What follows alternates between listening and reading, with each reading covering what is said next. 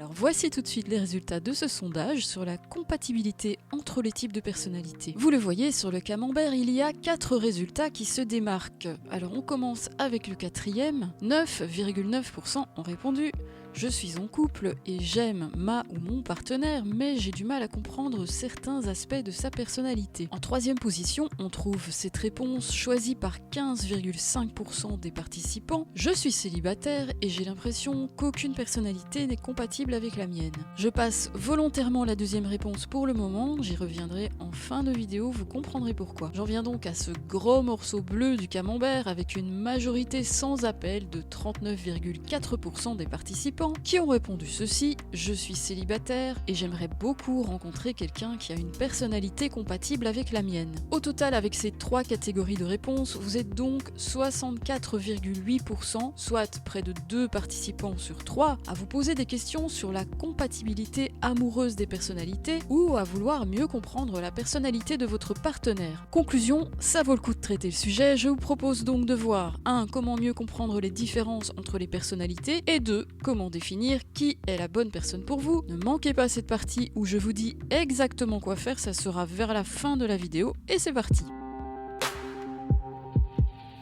Avant d'entrer dans le cœur du sujet, il y a une chose que j'ai vraiment envie de vous dire si actuellement vous vous sentez seul, parce que évidemment il y a cette fête de la Saint-Valentin et je ne sais pas comment vous vivez ça, je ne sais pas si pour vous ça rend les choses encore plus difficiles que d'habitude, ou bien si c'est juste un jour comme un autre, mais ce que j'ai envie de vous dire, c'est que malgré ce que vous ressentez peut-être, eh bien vous n'êtes pas seul au monde. Vous avez vu les chiffres, il y a vraiment beaucoup d'autres personnes comme vous dans la même situation que vous. Alors je sais que ça peut paraître dérisoire, mais c'est quand même important de le savoir ça, que vous n'êtes pas seul à vivre une solitude. Et si vous devez retenir un message de cette vidéo, c'est que quelle que soit votre personnalité, même si vous avez une personnalité complètement décalée, il y aura toujours des personnes qui vous aimeront comme vous êtes, et ça je peux vous le garantir. Mais ça c'est vrai que ça ne tombe pas tout seul du ciel. Il y a plusieurs choses que vous pouvez faire. Alors bien sûr la plus évidente pour rencontrer des personnes qui partagent vos intérêts, c'est évidemment de vous rendre dans des lieux où vous avez des chances de rencontrer ces personnes qui partagent vos intérêts. Mais au-delà de cette évidence, il y a aussi quelque chose qui peut vraiment vous aider et qui est d'ailleurs toute l'essence de mon travail, c'est apprendre à bien vous connaître pour prendre conscience de votre valeur. C'est la première chose, c'est savoir ce que vous pouvez apporter à quelqu'un et évidemment croire en vous. Et puis la deuxième chose, c'est apprendre à comprendre les autres pour pouvoir créer des connexions avec ces autres personnes, en tout cas avec celles que vous choisirez. Et donc voici tout de suite un outil pour vous aider dans cette compréhension de vous-même et des autres.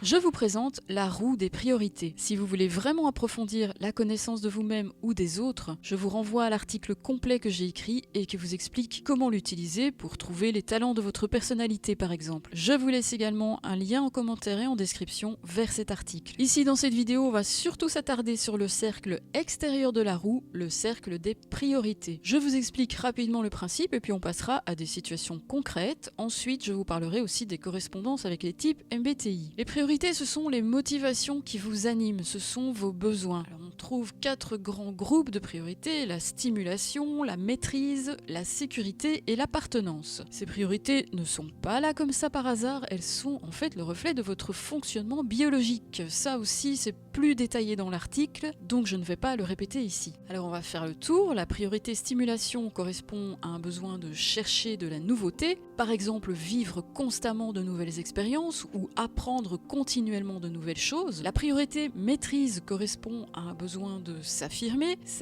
en maîtrisant le fonctionnement pratique du monde ou en maîtrisant le savoir. On verra des exemples plus concrets tout à l'heure. La priorité sécurité correspond au besoin d'éviter le danger. Par exemple, préférer s'en tenir à des choses ou à des personnes familières plutôt qu'aller vers ce qui est nouveau ou inconnu, ou essayer d'anticiper ce qui va se passer. Et la priorité appartenance correspond au besoin d'aimer ou d'être aimé, par exemple l'envie de créer des liens avec des personnes qui nous ressemblent, ou l'envie d'être reconnu pour ce que l'on est. Nous voulons tous ces 4 choses dans notre vie: stimulation, maîtrise, sécurité et appartenance. La question cruciale ici, c'est dans quel ordre de priorité les voulez-vous ? Si vous deviez maintenant faire un classement, ce serait quoi votre classement en 1, en 2, en 3 et en 4 ? Essayez, même si ce n'est pas forcément facile, mais en tout cas, essayez au moins d'en trouver 2. vos deux priorités principales, numéro 1, numéro 2, car ce sont ces deux-là qui façonnent le plus votre personnalité et qui influencent le plus vos comportements automatiques. Et puis maintenant, je vous pose déjà une première question au sujet de votre compatibilité dans les relations sentimentales. Selon vos attentes, quelles devraient être les deux priorités principales de votre partenaire idéal? Parce qu'ici c'est la même chose, la personnalité et les comportements automatiques de cette personne seront fortement liés à ces deux priorités principales. Alors avez-vous déjà des réponses? Si vous n'en trouvez pas deux, vous pouvez déjà commencer par en choisir une, celle qui est vraiment la plus importante pour vous. On va continuer et je vais encore vous donner de nouvelles informations pour vous aider à préciser vos choix. Regardez, vous pouvez voir ici que les priorités fonctionnent par paire. Vous avez la paire sécurité-stimulation et la paire appartenance-maîtrise. Dans chaque paire, les deux priorités ont ce qu'on peut appeler des intérêts contraires. Ici, la priorité sécurité vous incite à éviter les risques, tandis que la priorité stimulation vous incite à accepter les risques. La priorité appartenance vous incite à exprimer vos émotions, tandis que la priorité maîtrise vous incite à maîtriser vos émotions. Donc ici, on arrive à une question vraiment importante. Votre partenaire idéal doit-il avoir des intérêts contraires aux vôtres ? Je vais tout de suite illustrer ça avec des mises en situation concrètes. Voici Pascal et voici Axel. Pascal et Axel se sont rencontrés récemment. Le besoin prioritaire de Pascal, c'est la sécurité. Et donc ce que veut Pascal, c'est une vie tranquille. Une routine bien organisée, avec des points de repère familiers. Après la journée de travail, on regarde une série le soir. Le samedi, on va faire les courses. Le dimanche, c'est cocooning à la maison. Et le lundi, on recommence. Le besoin prioritaire d'Axel, c'est la stimulation. Et donc ce que veut Axel, c'est de la nouveauté. Après le boulot, Axel irait bien prendre un verre quelque part pour discuter ou pour rencontrer des personnes. Le lendemain, c'est la séance de sport. Vendredi soir, c'est resto avec les potes. Et dimanche, Axel irait bien tester le saut en parachute. Alors, est-ce que cela signifie que Pascal ne veut jamais sortir ou que Axel ne peut pas apprécier de temps en temps le confort d'une routine tranquille? Pas du tout. Je le répète souvent parce que c'est vraiment important, on parle de préférence marquée. Ça veut dire que vous n'aurez jamais 100% ici et 0% pour les autres. Non, vous aurez une répartition entre les quatre avec des préférences plus ou moins marquées. Autre remarque importante, si on regarde le cercle des talents, qui est le cercle intérieur de la roue des priorités, ici cet exemple concerne un couple action-confort. L'exemple aurait été tout à fait différent si on avait imaginé un couple innovation-vision par exemple. Même si les priorités sont identiques, stimulation pour l'un et sécurité pour l'autre. Encore une fois, vous comprendrez mieux les différences en lisant les descriptions dans l'article. Donc ici vous avez Pascal qui préfère éviter les risques et ici Axel qui accepte de prendre des risques. Donc vous voyez bien les intérêts contraires. Je vais revenir à cet exemple juste après, mais pour l'instant voici un deuxième exemple. Je vous présente Adèle et voici Loïs. Adèle et Loïs décident d'organiser une grande fête chez eux avec plein d'invités. Le besoin d'Adèle, c'est l'appartenance. Tout au long de la soirée, Adèle va se préoccuper du bien-être de ses invités. Accueillir chaque personne qui arrive, faire en sorte de mettre tout le monde à l'aise, aller discuter par-ci ou échanger 2 mots par-là pour s'assurer que tout le monde passe un bon moment. Pendant ce temps, Loïs, dont le besoin prioritaire est la maîtrise, s'occupe de la logistique de l'événement. Quand les invités arrivent, Loïs leur indique où ils peuvent garer leur véhicule. Loïs prend aussi en charge toute l'organisation pratique pendant la fête, s'assurer que quand une boisson est servie, une autre est bien remise dans le frigo. Une table est installée avec de la nourriture en libre service dans le but de libérer du temps pour d'autres tâches et l'animation musicale est confiée au fils du voisin. Tout doit rouler. Pour se connecter aux autres et à leurs besoins, Adèle utilise ses émotions. De son côté, Loïs préfère se focaliser sur l'efficacité de son organisation et mettre ses émotions au second plan. Ici aussi, vous voyez bien que même si Adèle et Loïs veulent tous les deux que leur fête soit une réussite, la perception de cette réussite est différente en fonction de leurs priorités. Si vous cherchez des avis au sujet des différences de priorités, certains disent oui, il faut un couple avec des intérêts contraires car les forces de chacun créent une complémentarité dans le couple. Et d'autres disent non, surtout pas. Au début, vous êtes fasciné par quelqu'un qui a des forces que vous n'avez pas, mais sur du long terme, ça ne tient pas car les partenaires sont trop différents et ne peuvent pas se comprendre. Si on reprend nos deux exemples, au début, Pascal apporte une stabilité rassurante à Axel et Axel met du piment dans la vie de Pascal. Mais à la longue, Axel peut s'ennuyer et Pascal peut en avoir marre d'être toujours seul à la maison pendant qu'Axel est encore en vadrouille. Dans l'autre exemple, au début de leur relation. Loïs peut être amusé de voir Adèle exprimer ouvertement ses émotions, mais au bout d'un moment, Loïs peut aussi être agacé par les débordements émotionnels d'Adèle, les considérer comme une incapacité à se maîtriser et demander à Adèle d'arrêter de se donner en spectacle. De son côté, Adèle, au début, admire Loïs pour ses facultés à gérer efficacement des situations sans se laisser dépasser par ses émotions. Mais plus tard, Adèle peut reprocher une froideur à Loïs, le fait de ne pas suffisamment exprimer ses émotions et même lui demander de faire un effort pour être plus aimable et sympathique avec les autres. Alors faut-il chercher quelqu'un avec des intérêts contraires aux vôtres? Quelle est la bonne réponse? Il y a une bonne réponse et je vous la donnerai bientôt. Une autre question que l'on pourrait se poser: est-ce que le partenaire idéal est un partenaire qui a les deux mêmes priorités que moi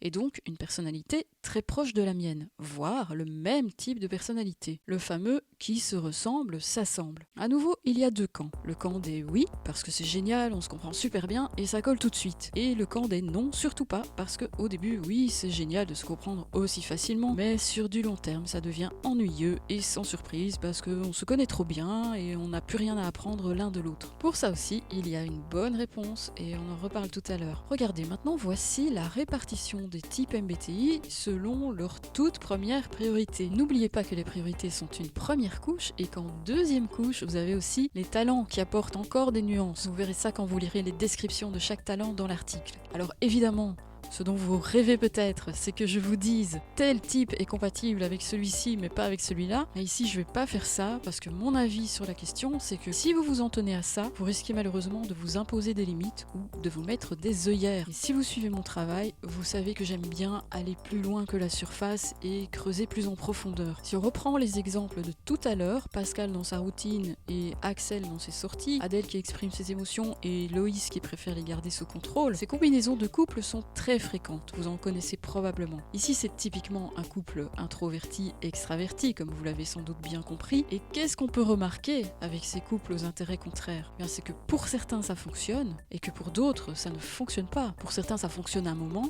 et puis à un moment donné, ça fonctionne plus. Voilà pourquoi je peux maintenant vous donner la seule bonne réponse en termes de compatibilité des personnalités. La seule bonne réponse, c'est que tout est possible, tout existe. Un couple aux intérêts contraires peut fonctionner ou pas. Un couple aux priorités similaires peut fonctionner ou pas. Idem pour toutes les autres combinaisons qu'on n'a pas explorées ici. Et ça, c'est plutôt une bonne nouvelle, car ça veut tout simplement dire que les opportunités sont vraiment nombreuses. Et c'est particulièrement une bonne nouvelle pour vous. Vous qui êtes dans ces 15,5% et qui pensez qu'aucune personnalité n'est compatible avec la vôtre. Mais je sais très bien que cette réponse ne vous satisfait pas et que vous vous posez toujours cette question. Comment trouver la bonne personne pour moi, celle qui sera compatible avec ma personnalité? Et c'est ici que je vais vous dire exactement ce que vous pouvez faire. Alors tout d'abord, rendez-vous sur l'article avec la roue des priorités, je vous mets le lien dans les commentaires. Et maintenant écoutez bien, c'est très important. La première étape, c'est vraiment la plus importante, c'est vraiment par là que vous devez commencer. Lisez la description de chaque talent, c'est le cercle intérieur de la roue. Et la toute première chose que vous allez faire, c'est identifier vos talents, vos forces, vos qualités. Vous en avez parce que tout le monde en a. Et ça, c'est vraiment très très important pour vous d'en être conscient. Être conscient que comme tout le monde, vous avez vos talents et que comme tout le monde, vous avez le droit d'être aimé. Avec vos qualités, mais aussi avec vos défauts. Parce que si tout le monde a des talents, et tout le monde a bien entendu des défauts aussi. Et puis, il n'y a aucune hiérarchie de valeur dans les talents. Un talent n'est ni mieux ni moins bien qu'un autre. Ce qui compte, c'est comment vous les utilisez. Et donc, absolument, faites cette première étape super importante. Commencez par identifier vos talents et prenez conscience de votre valeur. Vous aimez vous-même, avec vos forces et vos faiblesses, c'est la base de la base. Deuxième étape, posez-vous cette question. Quel talent aimeriez-vous trouver chez votre partenaire idéal? Choisissez-en un ou deux qui sont vraiment importants pour vous. Étape 3, demandez-vous ceci. Êtes-vous prêt à accepter également le côté sombre de ces talents? Comme je le disais il y a un instant, personne n'est parfait. Ni vous, ni moi, ni votre partenaire futur ou présent. Donc, il est important de tenir compte des points faibles de chacun qui vont inévitablement faire surface à un moment ou un autre. Alors pour résumer, la question à laquelle vous devriez répondre pour trouver votre partenaire compatible, eh bien celle-ci: quelle qualité est-ce que je cherche chez l'autre et quels défauts suis-je disposé à accepter? Définissez aussi ce que vous ne pouvez absolument pas accepter, procédez par élimination, aidez-vous des descriptions qui sont dans l'article. Et là vous allez commencer à dessiner les contours d'un portrait de plus en plus précis. Vous allez commencer à visualiser un partenaire qui a des qualités importantes pour vous et dont vous acceptez également les faiblesses. Et ces critères, vous êtes vraiment la personne la mieux placée au monde pour les choisir. Vous êtes la personne la mieux placée au monde pour définir qui est compatible avec vous et qui ne l'est pas. Même si en fait la vraie question ne concerne pas votre niveau de compatibilité, mais bien votre niveau d'adaptabilité. La compatibilité amoureuse finalement, c'est un peu comme gagner à la loterie. Oui, ça existe, mais quelle est votre probabilité de gagner? L'adaptabilité, c'est moins sexy parce que ça demande un peu plus d'efforts. Et ça va dans les deux sens évidemment. Chaque partenaire du couple peut utiliser ses capacités d'adaptation parce que c'est bien là où vous avez le contrôle. Vous pouvez apprendre à identifier vos préférences, à définir vos priorités et savoir ce que vous voulez ou vous ne voulez pas. Vous pouvez apprendre à identifier, comprendre et respecter les différences de l'autre personne, comme l'ont fait les 16,9% des participants au sondage qui ont répondu « Je suis en couple et nous gérons très bien nos différences parce qu'elles ont été bien identifiées ». Et c'est là-dessus que je terminerai parce que le message est clair. Si c'est possible pour presque 17% des participants, eh bien cela signifie que c'est possible pour vous aussi, tout simplement parce que ça s'apprend. Et pour commencer tout de suite à apprendre, rendez-vous sur l'article « Découvrez les talents de votre personnalité avec la roue des priorités ». Je vous laisse le lien dans les commentaires et dans la description et je vous dis à bientôt.